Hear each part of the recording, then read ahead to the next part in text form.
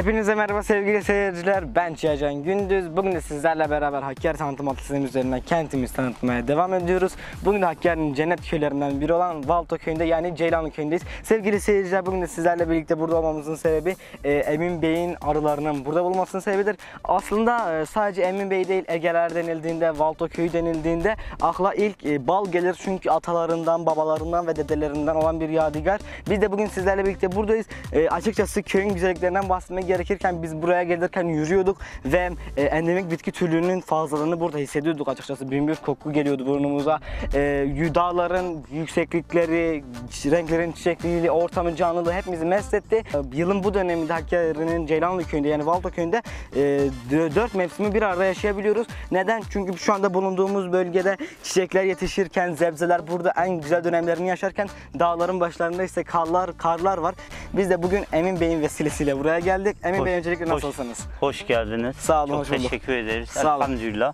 Çok iyiyiz. Eyvallah. Gelişinizde çok memnun oldum. Sağ olun. Emin Bey, az önce dediğimiz gibi Valto köyü denildiğinde, Ceylanlı köyü denildiğinde, Egeler denildiğinde, Emin Ege denildiğinde bal geliyor akla. Sizin balcılık hikayenizi anlatabilir misiniz bize? Ne zaman başladınız balcılığa? Köyümüzde her şey yetişiyor. Her şey çok güzel oluyor. Tamamen organiktir. En önemlilerinden bir tanesi de baldır. Valto deyince, Ceylanlı köyü deyince akla ilk başta bal geliyor. Dededen babaya, babadan bizlere aktarılan bir mirastır. Çok kaliteli ve tamamen organiktir. Organik olmasının en büyük sebeplerinden bir tanesi de çok çeşit çiçeklerin olması, dağlarıyla meşhur. Bu köyümüzde özellikle suyun bol olması ve her şeyin çok güzel yetişmesidir köyümüzde. Aslında etrafta güzel çiçeklerin olması, sulak bir bölge olması, yılın bir ayında 4 mevsimi yaşanması arı için ve sizin için büyük bir nimettir. Ne zaman arıcılığa başladınız? İsterseniz hep balı öne koyduk. Birazcık bize balcılık hikayenizi anlatabilir misiniz? Yaklaşık 23 yıldır.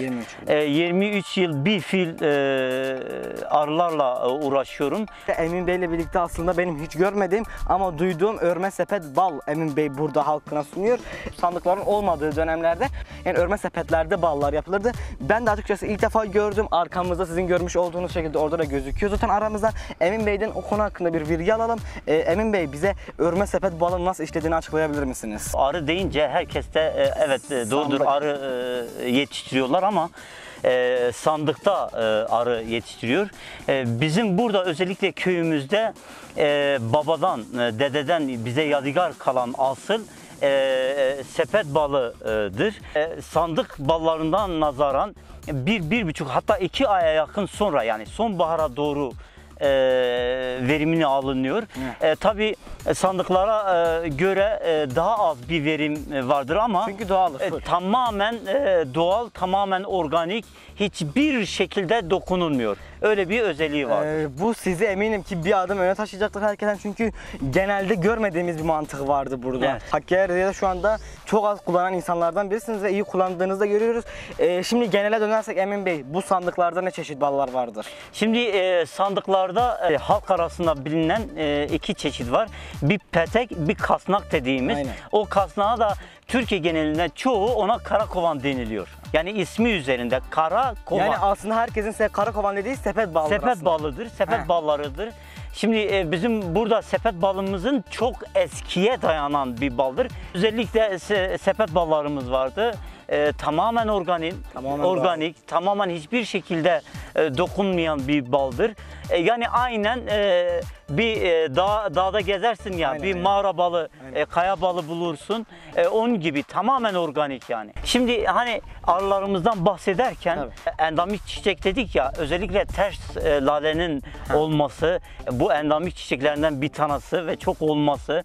Bizim köyümüzde ekilen her şey, bu pirinçten tutun susamına kadar, kavundan karpuza kadar, aklınıza ne gelirse cevize kadar her şey mükemmel, biiznillah, Allah'ın izniyle çok güzel yetişiyor. Tabi burada yetişen bu meyveler, sebzeler, gıdaların yetişmesinin en büyük sebeplerinden suyun bol olması. Arılarımızın verimli olmasının sebebi de bu güzelliklerin olmasıdır. Ürün çeşitliliğinin fazla olması arılar için büyük bir nimettir. Sevgili seyirciler, biz de bugün Emin Bey ile birlikteydik. Emin Bey efendim, geçen size teşekkür ederiz. Ben size teşekkür ederim. Sağ olun efendim. Allah razı olsun. Sağ olun. Gelişinize çok Sevgili sevindik. seyirciler, açıkçası bölgeyi geziyoruz. Birçok bal firmasının videosunu kanalımızda bulabilirsiniz. Ama burada bizi şaşırtan şey sepet örme balının burada olmasıydı.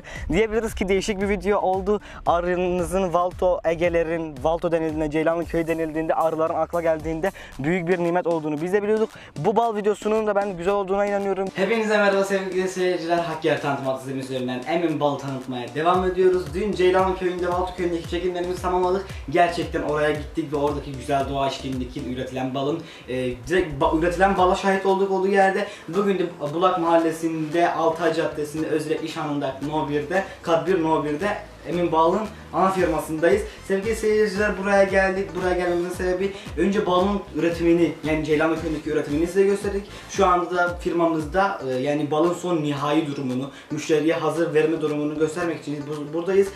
Öncelikle Emin Bey'e soralım. Emin Bey efendim, bugün nasılsınız? Çok teşekkür ederim. Sağ olun, tekrardan hoş geldiniz. Hoş bulduk efendim. Nasılsınız efendim? Sağ olun. Bu sefer ben size sorayım. Sağ olun, teşekkürler. Emin Bey efendim, az önce dediğimiz gibi Ceylanlı Köyü'ne gittik. Gerçekten güzel bir köyünüz var.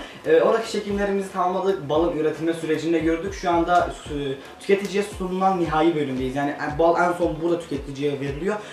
Buradaki dükkanınızda, firmanızda verilen hizmetleri bize geniş bir şekilde açıklayabilir misiniz? Çok teşekkür ederim. Tekrardan hoş geldiniz. Gördüğünüz gibi köyümüzdeki güzellikleri gördünüz. Balımızın üretildiği yeri gördünüz.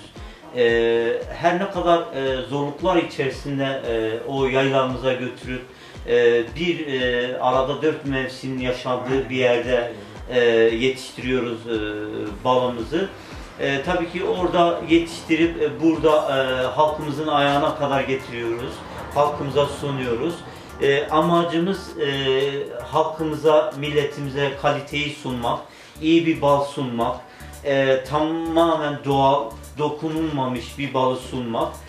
Büyük amacımız budur. Ben merak ediyorum, orada sepet balını görmüştük. O sepet bal bu mu? Evet, O sepet balı buraya koyuyoruz. Şimdi sepet balımızın gördüğünüz yerde işte budur. Bir emaneti sürdürüyoruz. Tabii yadigar olan, eski olan ballar sepet ballarıdır. Asıl karakovan dedikleri sepet balıdır.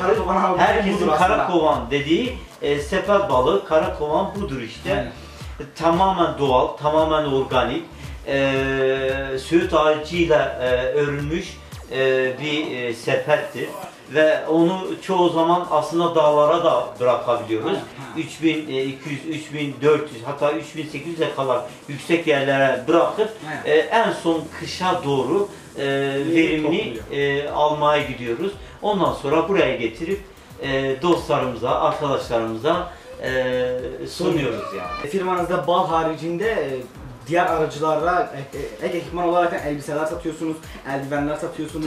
Tabii.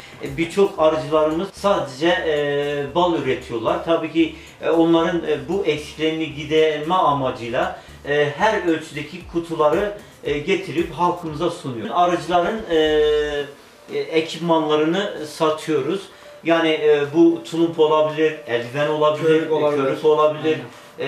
Bu gibi bütün eksiklerin demiridir, telidir, bunları hepsini halkımıza sunuyoruz. En büyük son olarak efendim, Hakkari halkı olsun, dışarıdan halk olsun, sizden bal almak için ne yapmalılar? Dedik ya, balın kalitesi çok önemli.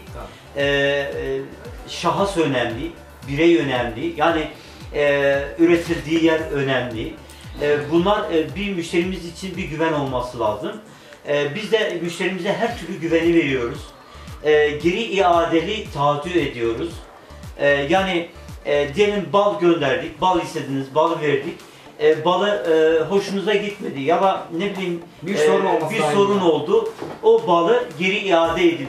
Koşulsuz geri iade edebilir. Yani anladığım kadarıyla şehir fark etmez, sizin yol zaman fark etmez, siz ne kargoluyorsunuz ürününüzü? Kesinlikle Türkiye'nin her yerine kargo bizde olmak üzere. Aynen. Türkiye'nin her yerine memnuniyetle gönderiyoruz. Bütün dostlara, eşe, dosta, arkadaşlarımıza da tavsiyemiz gelip yerinde görsünler, tatsınlar, yesinler, beğenip beğenmediklerini bize söylesinler. Varsa eksiğimiz, varsa bir yanlışımız bize söylesinler, biz de inşallah düzeltelim. Anladım efendim. Efendim son olarak Hakkari halkına, bizim izleyenlerimize, sizin müşterilerinize söylemek istediğiniz bir şeyler var mı? Bugüne kadar bize güvenen, 20 küsür yıldır bizim yanımızda olan bütün müşterilerimize sonsuz teşekkürlerimizi söylemek istiyorum.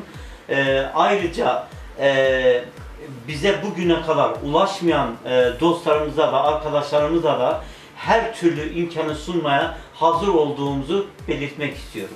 Biz de size teşekkür ederiz. Zamanını bize ayırdınız. Hakkari'de üretilen ballar öncülük eden birisi olarak bize bir balın üretilme aşamasından halka sunulana kadar o süreci bize anlattınız. Size çok teşekkür ediyoruz. Sevgili seyirciler, bugün de sizlerle beraber Ceylanlı köyündeki çekimlerimizi dün tamamlamıştık. Bugün de sizlerle beraber Hakkari Merkez Bulak Mahallesi'nde Altay Caddesi'nde bulunan Emin Bal'daydık. Gerçekten az önce dediğim gibi balından şüphe duymuyoruz. Çünkü kendisinin tecrübesi 20 yıllık bir tecrübe. Yani 20 yıl az bir süre değil herhangi bir meslek için.